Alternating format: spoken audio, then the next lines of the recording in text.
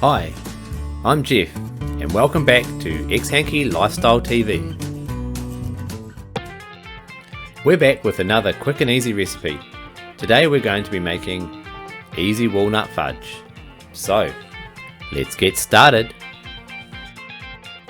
Okay, so this is a really quick and simple recipe.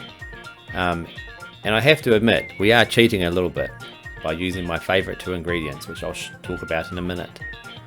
So let's start off by taking between 50 and 100 grams of butter and get those melting in the pan. Get that melting in the pan. And here's my first favourite ingredient, a tin of condensed milk. So as you melt the butter, get the tin of condensed milk in the pan too. It's over a medium heat. And get the butter melting and mixing in with the condensed milk.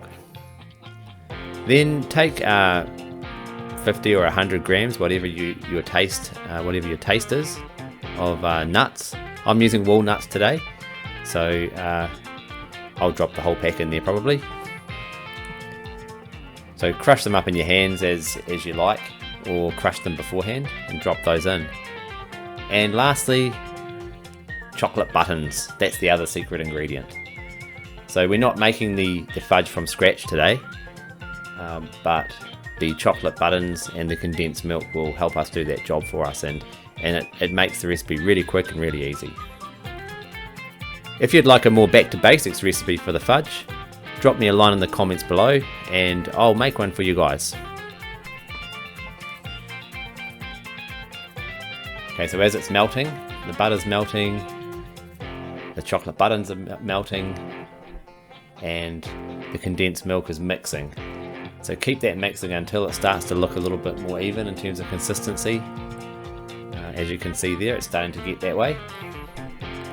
And you want everything melted down, you want it to be as even as possible.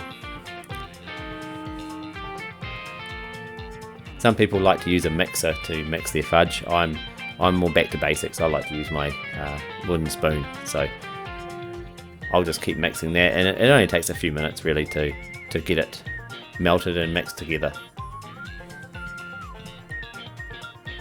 It's starting to look really good now. Delightfully chocolatey, this one. And there we have it.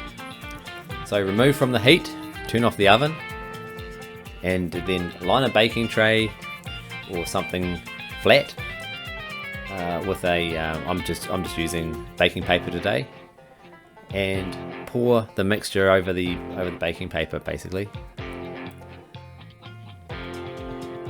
It's a bit sticky, so get it all in there. Push it out, even it out, and try to get it into the corners so you can maximize the surface area that the fudge covers.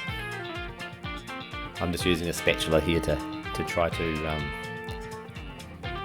get the fudge out into the corners and maximize the space in the tray. You can make this fudge very thick consistency or a very thin consistency depending on what you prefer.